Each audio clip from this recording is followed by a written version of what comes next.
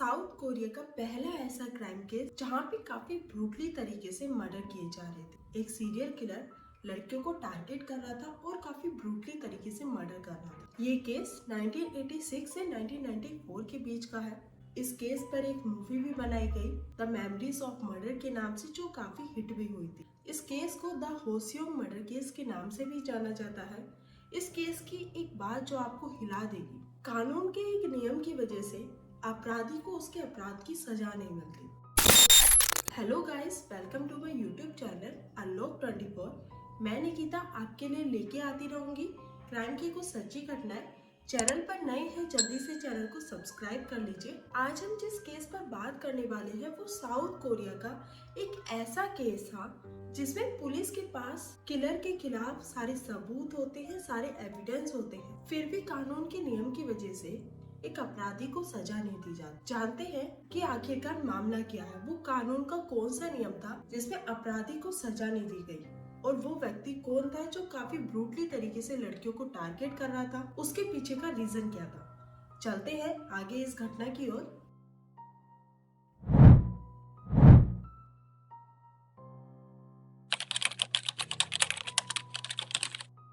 South Korea के province सिजोंग में मौजूद एक छोटा सा शहर होसियोंग में 15 सितंबर 1986 को एक 71 साल की महिला लिवोनिम गायब होती है। उसके घर वालों ने पुलिस स्टेशन में जाकर मिसिंग रिपोर्ट दर्ज भी करवाई और बताया कि वो 71 साल की है, पोती को छोड़ने के लिए बस स्टैंड पर गई थी, जिसके बाद वो घर वापस नहीं आई है। हर जगह ढूंढने के बाद भी उसका कुछ पता नहीं चल पा रहा है। पहले तो पुलिस वाले सोचते हैं कि महिला ने ज्वेलरी पहन रखी होगी या पैसों के लिए किडनैपर्स ने उन्हें किडनैप कर लिया है, लेकिन जब समय बीतता है ना तो कोई फिरौती की कॉल आती है और ना ही महिला का कुछ पता चलता है। पुलिस वाले इस केस को सीरियस लेने लगते हैं। अब 3 ही दिन बीते थे, तभी 19 सितंबर 1986 को महिला की डेड बॉडी मिलती है। ये डेड बॉडी एक विचित्र हालत में मिलती है क्योंकि महिला के शरीर पर एक भी कपड़ा नहीं होता। उसके अंडर गारमेंट्स को उसके मुंह के अंदर ठूस दिया था और गला घोटकर उसकी हत्या कर दी। पुलिस अपनी इन्वेस्टिगेशन स्टार्ट करती है और बॉडी को पोस्टमार्टम के लिए भेज देती है। पोस्टमार्टम में पता चलता है कि लिवोनिम के साथ ब्रूटली तरीके से पहले रेप किया गया, फिर उसकी गला घोटकर हत्या कर दी। अब पुलिस वालों को जब ये बात पता चलती है, वो काफी हैरान हो जाते हैं कि आखिरकार कोई सीनियर सिटीजन के साथ ऐसा कैसे कर सकता है। लेकिन ये इंसिडेंट यहाँ पर रुकने वाला नहीं, क्योंकि कुछ ही दिन बाद 20 अक्टूबर 1986 को एक 25 साल की लड़की पार्क ह्योन-सुक अपने ऑफिस से घर आ रही थी। रात का समय था, अगवा कर लिया जाता। काफी समय हो जाता है, परिवार वाले उसका इंतजार करते हैं। पहले परिवार वालों को लगता है कि लड़की ओवर टाइम की वजह से ऑफिस में रुक गई होगी, लेकिन जब सुबह हो जाती है लड़की अभी तक घर वापस नहीं आती। वो लोग उसके काम करने वाली जगह पर जाते हैं, उसे पूछते हैं, तब पता चलता है कि रात के समय में ही लड़की अपने घर चली गई थी। अब घर वाले काफी परेशान होते हैं। वो पुलिस स्टेशन में जाकर मिसिंग रिपोर्ट दर्ज कराते हैं। पुलिस इस केस पर अपना काम करने लगती है, लड़की की छानबीन करने लगती है। तभी इस लड़की को भी 3 ही दिन बीते थे और इस लड़की की डेड बॉडी मिल जाती है। और ये डेड बॉडी सेम उसी तरह मिलती है जैसे 71 साल की महिला की मिली थी। शरीर पर एक भी कपड़े नहीं थे। उसके अंडर गारमेंट्स को उसके मुंह के अंदर ठूस दिया गया था। काफी ब्रूटली तरीके से रेप करने के बाद गला घोटकर मार दिया गया। अब पुलिस वालों को कहीं न कहीं शक हो जाता है कि हो न हो कोई सीरियल किलर शहर में आ गया है जो लड़कियों को टारगेट बना रहा है, और सीरियल किलर को काफी जल्दी से जल्दी पकड़ना पड़ेगा, क्योंकि ना जाने वो कितने लोगों को अपना शिकार बना लेगा। पुलिस इस केस की इन्वेस्टिगेशन जोर शोर से करने लगती है, लेकिन उस सीरियल किलर का कोई सुराग नहीं मिलता। इस केस को 1 महीना बीत जाता है और तभी 12 दिसंबर 1986 को एक और 25 साल की लड़की जिसका नाम क्योन जून वॉन होता है, वो बिल्कुल इसी तरीके से गायब हो जाती है। लेकिन हैरानी की बात ये होती है कि अब ये लड़की अपने घर के सामने से गायब हुई थी। आखिर में पुलिस वालों को इसके गायब होने के करीब 3.5 महीने बाद एक करवट के अंदर इसकी भी डेड बॉडी मिलती, बिल्कुल उसी पैटर्न में मिलती है जिस पैटर्न में बाकी 2 डेड बॉडीज मिली। शरीर पर एक भी कपड़े का नहीं होना, अंडरगारमेंट्स को मुंह के अंदर ठूस देना, काफी ब्रूटली तरीके से रेप किया गया, उसके बाद गला घोटकर मार दिया गया। दोस्तों, इसके बाद इसी तरीके से करीबन 60 मर्डर किए गए थे विद द सेम पैटर्न, और ये सिलसिला 1986 से 91 तक चलता गया। अब पुलिस वालों को जो भी उन डेड बॉडीज के पास से मिलता गया, पुलिस वाले सभी एविडेंस को काफी बारीकी से इकट्ठा करते जा रहे थे। 90s का समय था, साइंस ने ज्यादा ग्रोथ नहीं की थी, ज्यादा तकनीकें उपलब्ध नहीं थी जिससे कि बॉडी से डीएनए सैंपल लेकर किलर से मैच करा दिया जाए और जल्द ही किलर को पुलिस पकड़ पाई। पुलिस के पास काफी सारे सबूत तो इकट्ठा हो गए थे, लेकिन तकनीक मौजूद नहीं थी, जिसकी वजह से पुलिस किलर तक पहुंच नहीं पा रही थी, उसे पकड़ नहीं पा रही थी और कत्ल यूं ही होते चले गए। अब पूरे शहर में डर का माहौल बन चुका था, क्योंकि सीरियल किलर अपने काम को अंजाम दे रहा था और वही पुलिस सीरियल किलर तक पहुंच नहीं पा रही। इस केस के लिए 20,000 से अधिक पुलिस वालों को नियुक्त किया जाता है किलर को पकड़ने के लिए। जिस शहर में ये कत्ल हो रहे थे उसके 600 किलोमीटर के रेडियस के अंदर हर समय पुलिस वाले घूमा करते थे, लेकिन सीरियल किलर रुकने का नाम नहीं ले रहा था, कत्ल पे कत्ल किए जा रहा था और सीरियल किलर सिर्फ और सिर्फ लड़कियों को टारगेट कर रहा था। लड़कियों को एक सेम पैटर्न में काफी ब्रूटली तरीके से रेप कर मर्डर कर रहा था। आखिरकार पुलिस वाले सोचने लगते हैं कि इन लड़कियों के अंदर ऐसा क्या खास है जो सीरियल किलर इन लड़कियों को टारगेट बना रहा है, एक स्पेसिफिक तरीके से इन लड़कियों को मार रहा है। सारी की सारी इन्वेस्टिगेशन में एक बात पता चलती है कि जितनी भी लड़कियां गायब हुई हैं, बस वो 71 साल की महिला को छोड़कर जो सबसे पहले गायब हुई थी, ये सारी की सारी लड़कियां रात के समय गायब हुई थी और एक स्पेसिफिक एरिया जो करीबन 8-9 किलोमीटर के दायरे में फैला हो सकता है, उसी के बीच से गायब। पुलिस को लगता है कि सीरियल किलर हो ना हो यहीं आसपास रहता है, जिसकी वजह से वो बड़ी आसानी से इस घटना को अंजाम दे पा रहा है। पुलिस अंदाजा लगाती है कि सीरियल किलर रात के समय अपने घर से निकलता है और जो भी लड़की उसके गिरफ्त में आती है उसे पकड़कर अपने साथ ले जाता है। जब पुलिस इस केस की जांच कर रही थी, सभी तारों को जोड़ रही थी, तभी उन्हें एक और चीज कॉमन लगती है कि जो लड़कियां गायब हुई हैं, उन्होंने लाल कपड़े पहन रखे थे और बारिश का समय था जिस टाइम वो लड़कियां गायब होती हैं। हालांकि ये एक र्यूमर था। अब इन सभी कॉमन चीजों को देखने के बाद पुलिस एक प्लान बनाती है, जिसमें फीमेल ऑफिसर्स को रात के समय उस एरिया में भेजा जाएगा जिसमें कातिल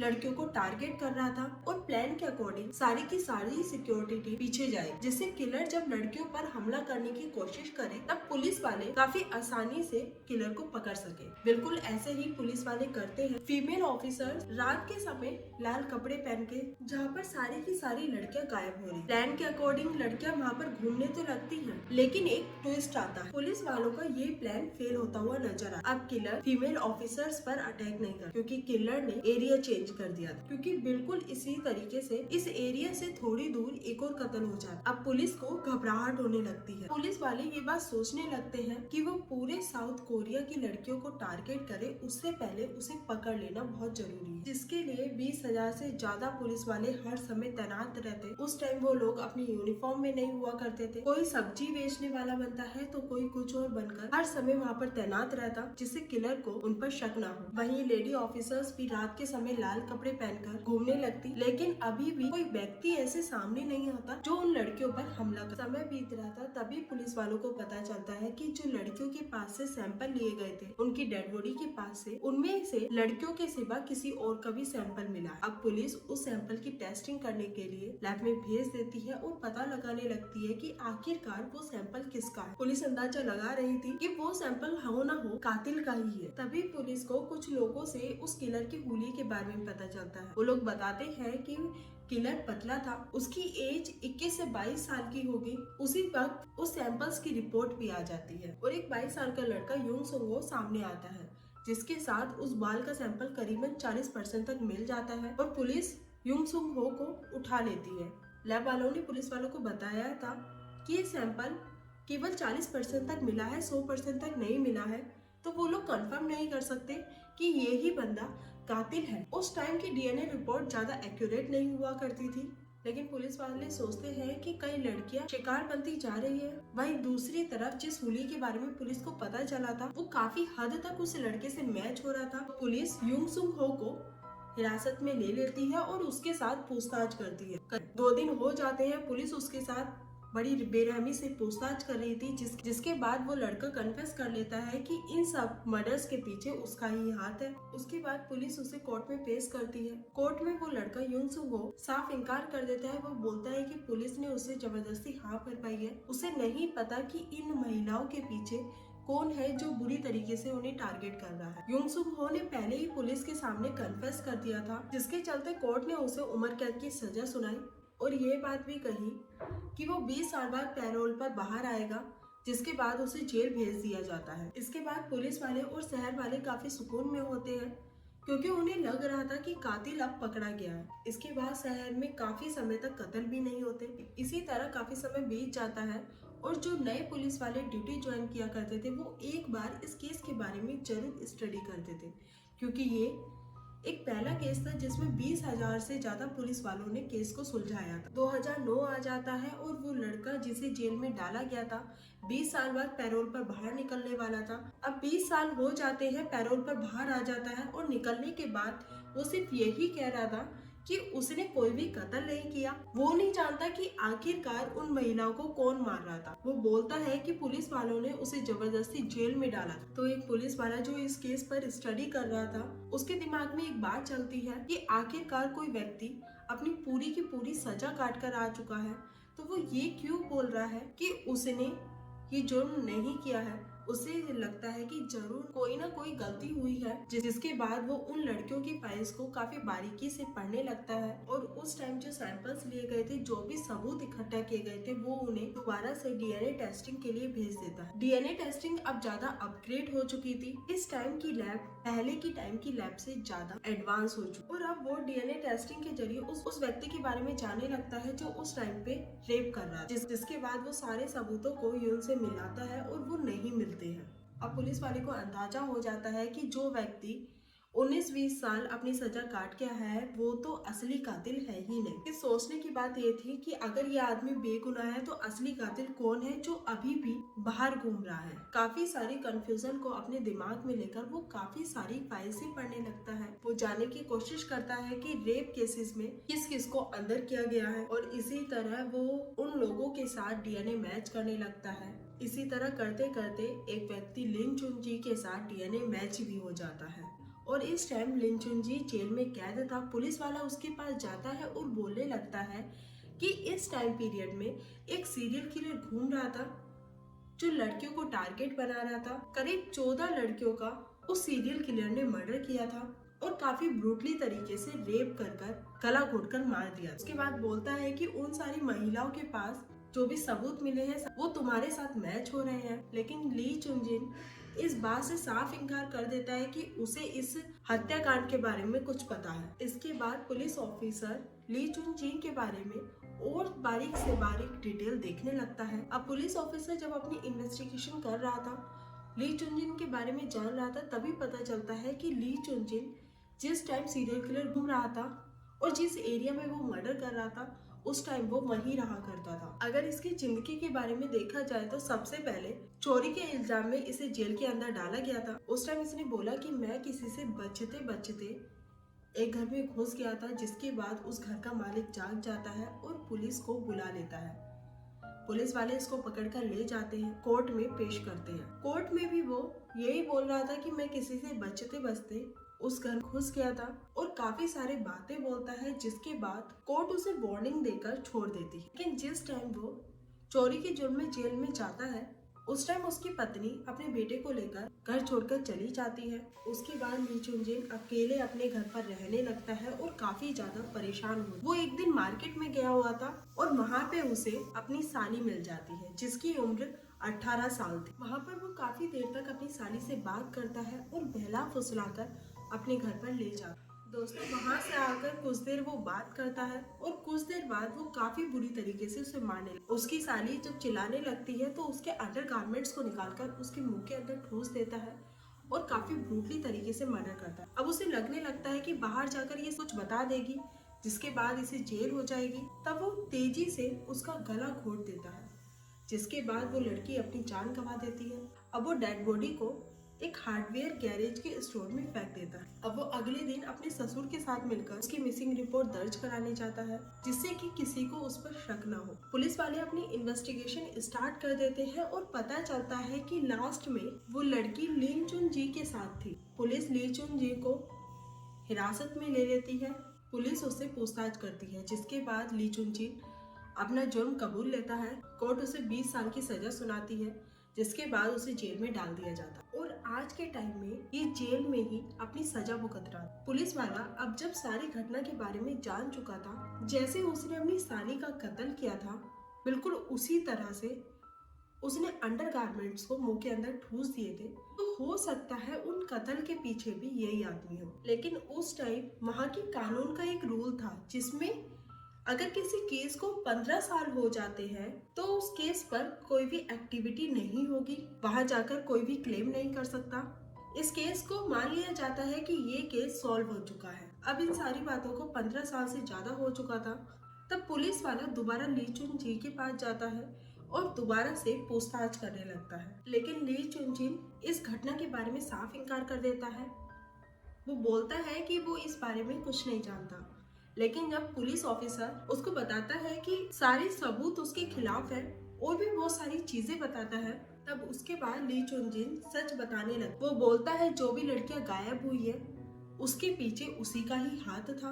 वो बताता है कि उसने ही लड़कियों के साथ रेप करके गला घोटकर मारा था और 20 साल का वो लड़का यून, जिसे पुलिस ने जेल में डाल दिया था, वो बेगुनाह है। यून अब आजाद हो चुका था, लेकिन 20 साल तक उसने एक ऐसे जुर्म की सजा काटी थी जो उसने की ही नहीं थी। अब जब ली चुन जिन सारे जुर्म कबूल कर लेता है तो पुलिस वाला उसके पास बैठ जाता है और पूछने लगता है कि ये सब उसने क्यों किया। अब उसने पूरी की पूरी कहानी बतानी शुरू करी। बताता है कि सबसे पहले उसने आर्मी में टैंक ड्राइवर की जॉब की थी।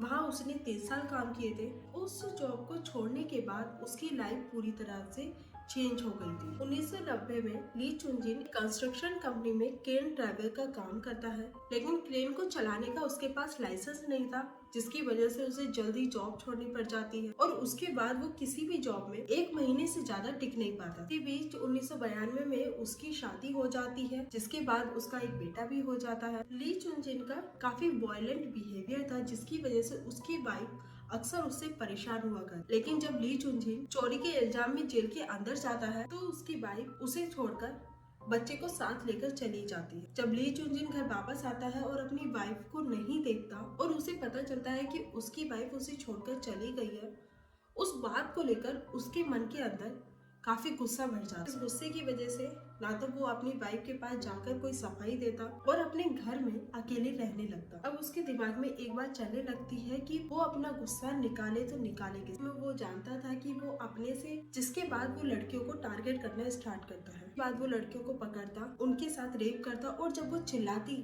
तो उन्हीं के अंडरगारमेंट्स को उसके मुंह में ठूस दिया करता था और फिर बाद में गला घोटकर उन्हें मार दिया करता, जिसके बाद उसे काफी शांति मिलती। फिर वो हर दिन लड़कियों को पकड़ा करता, उसके साथ रेप करता और गला घोटकर मार देता। करीब 14 लड़कियों को उसने ऐसे ही मारा था और करीब 30 लड़कियों को उसने सेक्सुअली हरास भी किया था। वार्न किया था कि अगर वो किसी को कुछ बताएंगी तो वो उन्हें मार डालेगा। पहले पुलिस वाले को लगता है कि वो झूठ बोल रहा है, लेकिन ली चुन जिन ऐसी डेड बॉडीज के पास लेके जाता है जिसके बारे में पुलिस को पता ही नहीं था। ली चुन जिन ने करीब 60 लड़कियों को अपना शिकार बनाया था। अब पुलिस को लगता है कि ली बिल्कुल सच बोल रहा है। अब ये सारी की सारी बातें न्यूज पे आने लगती है तो वो व्यक्ति यून जो 20 साल सजा काट के आया था, वो भी अपना बयान देता है कि वो पहले से ही बोल रहा था कि उसने ये जुर्म नहीं किया है, लेकिन किसी ने उस पर विश्वास नहीं किया। उसकी जिंदगी के 20 साल बर्बाद किए गए। अब ये बात सुनकर बड़े से बड़े अधिकारी सबसे पहले यून वाले केस को संभालते हैं और इस केस में काम कर रहे कुछ बड़े अधिकारियों को सस्पेंड किया जाता है, जिनकी वजह से यून के 20 साल बर्बाद हुए। यून अभी पेरोल पर बाहर आया था, जिसके बाद